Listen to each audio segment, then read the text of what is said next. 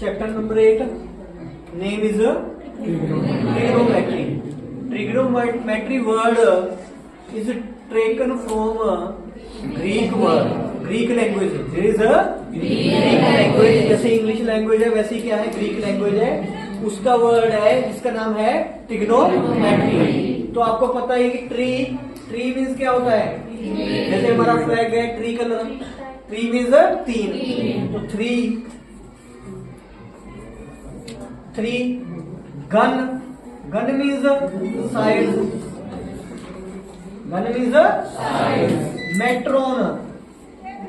Matron word है जिससे बना है मेट्री, इसका मतलब होता है मेजर समझते हो, मापना है ना, ठीक है। तो ये जो है 3 साइड्स को मापने का एक चैप्टर है, 3 साइड्स को मापने का, मेजरमेंट का, 3 साइड्स के मेजरमेंट का चैप्टर है ये, जिसका नाम है trigonometry. This chapter is based on 3 sides measurement, 3 sides. अब 3 साइड सुन के किसी का माइंड में आता है नाम, 3 साइड किसकी होती है, ट्राइंगल की। तो this chapter is related to right triangle, right angle triangle. तो राइट एंगल ट्राइंगल बनेगी इस चैप्टर में, राइट एंगल ट्राइंगल की स्टडी है ये चैप्टर, और किसी ट्राइंगल का इसमें डिस्कशन नहीं होगी। वो ट्राइंगल की डिस्कशन होगी इसमें एक एंगल 90, बाकी 2 एंगल क्या होंगे, एक्यूट एंगल, एक्यूट मीन्स 90 से छोटे। तीनों का सम क्या होता है, ट्राइंगल के तीनों एंगल्स का सम क्या होता है 180। एक क्या हो गया बीच में 90, तो 180 बनाने के लिए इन दोनों का सम क्या आएगा, दोनों का सम क्या आना चाहिए 90। तो दोनों का सम 90 आएगा, इट मीन्स दोनों 90 से छोटे होंगे। तो दोनों क्या है एक्यूट एंगल, 90 से छोटे होंगे, तभी दोनों का टोटल 90 आएगा ना, 90 से छोटे होंगे। जैसे एक 30 एक 60, एक 45 दूसरा भी 45, एक 40 दूसरा 50, इस तरह से समझ रहे हो ना। दोनों का सम क्या आएगा 90, तो 90 प्लस 90 क्या बन जाएगा 180। तो एक एंगल 90, दूसरे दोनों एंगल क्या है एक्यूट एंगल। ओके, तो इन 3 साइड्स की स्टडी हमने इस चैप्टर में सीखनी है, 3 साइड्स के बारे में हमने सीखना है। ओके, 3 साइड्स का नेम होता है फर्स्ट ऑफ ऑल। तो वो साइड जो सीधी खड़ी होती है 90 डिग्री पे खड़ी होती है बेस के साथ, जैसे अर्थ के साथ दीवार है 90 डिग्री का एंगल बनाती है ना, तो दीवार को हम क्या बोलेंगे, हाइट या परपेंडिकुलर, क्या बोलते हैं इसको, परपेंडिकुलर। और दीवार किस पे खड़ी होती है, अर्थ पे, फ्लोर पे, तो फ्लोर को हम क्या बोलेंगे, बेस। तो फ्लोर क्या है, बेस है किसका, परपेंडिकुलर का, दीवार का बेस है। ओके, समझ रहे हो। हम किस डिग्री में खड़े होते हैं जमीन पे, 90 में करते हैं, तो हमारा बेस क्या है, अर्थ। इसी तरह से इस साइड का बेस क्या है, ये साइड।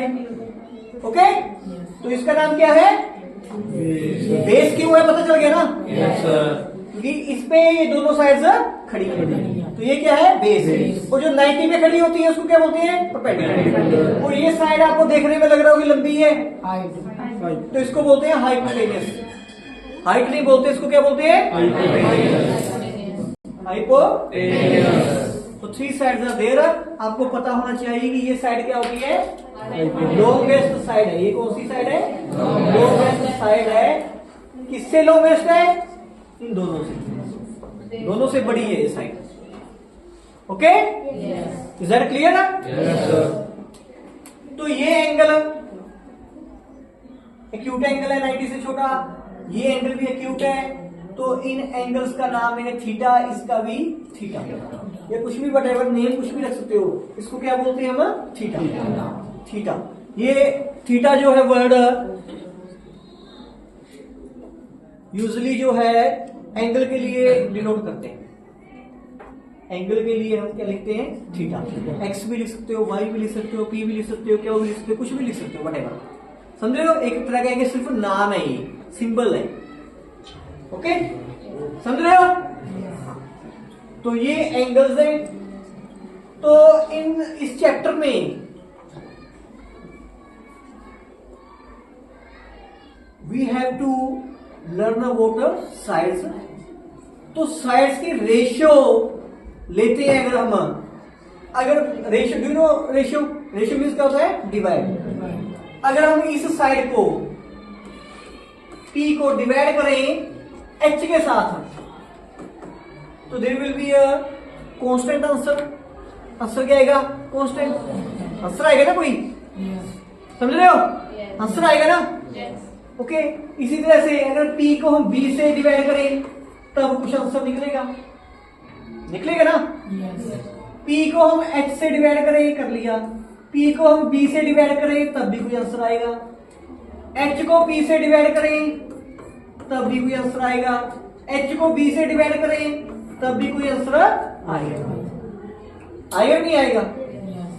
तो हमने P और H को डिवाइड किया, मीन्स एक रेशियो निकली, एक रेशियो आई हमारे पास, ठीक है। तो वो रेशियो अगर हमें पता है कि P को H से डिवाइड करने से ये रेशियो आती है, तो अगर एक साइड मिस भी है तब भी हम वो साइड निकाल देंगे अगर रेशियो की बने। तो ये तीन चीजें हैं, एक है P, H, क्या है रेशियो, क्या है रेशियो। तीनों में से अगर एक चीज मिस हो तो हम निकाल सकते हैं, नहीं निकाल सकते उसको। दो चीज गिवन हो, एक मिस हो तो निकाल सकते हैं ना। yes, तो वही ये चैप्टर है बस, कि अगर P और H गिवन है तो उसकी रेशियो निकाल सकते हैं हम। अगर रेशियो और P गिवन है तो H निकाल सकते हैं। अगर H और रेशियो गिवन है तो क्या निकाल सकते हैं, P निकाल सकते हैं। ओके, क्लियर है बात ये। तो ये जो रेशियो है, this ratio depends upon angle. ये जो एंगल है, इस रेशियो का एंगल्स के साथ रिलेशन है। अगर ये हम यहां पे किसकी रेशियो की बात कर रहे हैं, P and H, P H, clear है ना। तो ये अगर छोटा है अगर, तो रेशियो छोटी आएगी। अगर एंगल बड़ा हो जाए तो रेशियो बड़ी हो जाएगी। तो this ratio also depends upon this angle. तो इन साइड्स की रेशियो का रिलेशन है किसके साथ, एंगल के साथ। अगर इस एंगल को मैं बड़ा कर दूं, मीन्स इस एंगल को मैं इतना बड़ा कर दूं, तो ऐसे मैच करोगे तो ये साइड्स, ये भी साइड बड़ी हो जाएगी, ये साइड भी बड़ी हो जाएगी, बेस भी बड़ा हो जाएगा कि नहीं हो जाएगा, बड़ी हो जाएगी ना। तो एंगल का साइड्स की रेशियो के साथ रिलेशन है, मीन्स साइड्स के साथ रिलेशन है। और साइड्स का रिलेशन किसके साथ है, एंगल के साथ है। ये आपस में रिलेशन में एक दूसरे के साथ रिलेशन है। समझ रहे बात मेरी, समझ रहे मैं क्या कहना चाह रहा हूं, ठीक है। तो it is a ratio depends upon angle, ठीक है। एंगल बड़ा होगा तो रेशियो ज्यादा आएगी, इसका आंसर ज्यादा आएगा। एंगल छोटा होगा तो इसका आंसर छोटा आएगा। ये आपस में एक दूसरे के साथ अटैच्ड है। समझ में आई बात? अब देखो, तो इस रेशियो के हमने नाम रख दिए आगे, इस रेशियो के हमने नेम रख दिया कि जब हम P को H से डिवाइड करें तो हमारे पास जो आंसर आएगा वो वैल्यू क्या होगी, साइन होगी। उसका नाम क्या रख दिया हमने, साइन। वो वैल्यू किस पे डिपेंड करती है, एंगल, इस एंगल पे डिपेंड करती है। तो P को जब H से डिवाइड करेंगे तो answer will be sine theta, answer will be sine theta. Clear है? तो अगर साइड बड़ी है तो साइन थीटा की बड़ी वैल्यू आएगी, साइड छोटी है तो साइन थीटा की छोटी वैल्यू। क्लियर है? और ये वैल्यू किस पर डिपेंड करती है, एंगल पे। किस पर डिपेंड करती है, तो इन दोनों साइड्स की रेशियो का रिलेशन किसके साथ है, एंगल के साथ। ओके, जब ये साइड्स बड़ी होंगी तो एंगल बड़ा हो जाएगा, तो साइन की वैल्यू बड़ी आएगी, मींस इसकी रेशियो बड़ी हो जाएगी। Is that clear? तो इसी तरह से पी और बी की रेशियो का नाम हमने रख दिया क्या? tan theta. tan is name only. tan क्या है? नेम किसका? P bye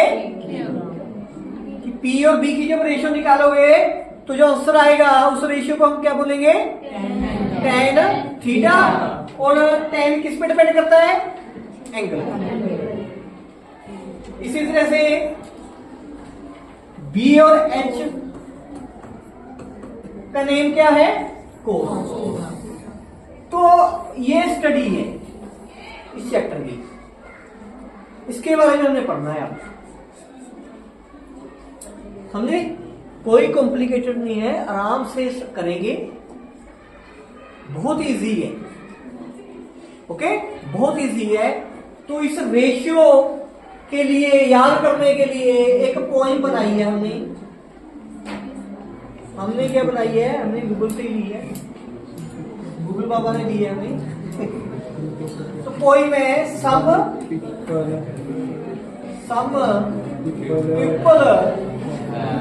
have curly brown hair through proper brushing. It is a poem. You have to learn it. Okay? तो क्या है देखो, some people have curly brown hair through proper brushing.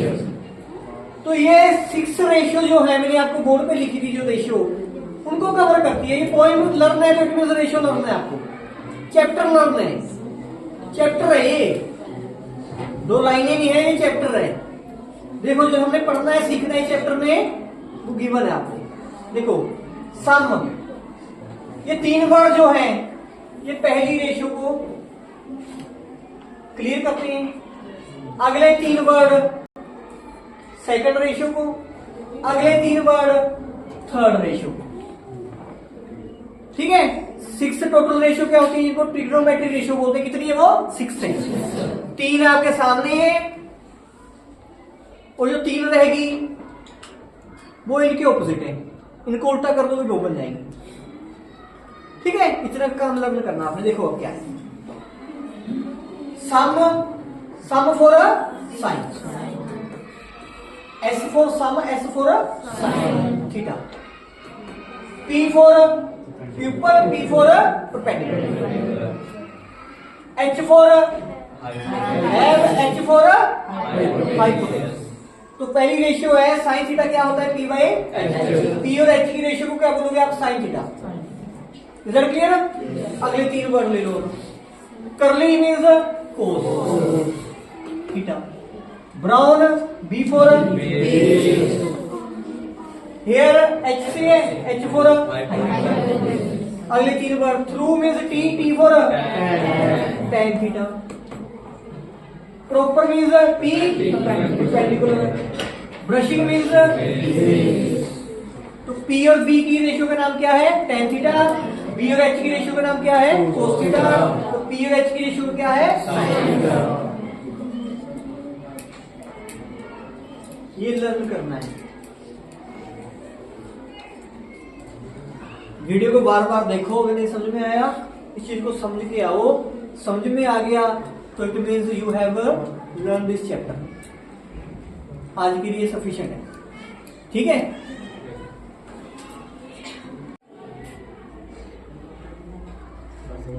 Chapter number 8, name is trigonometry.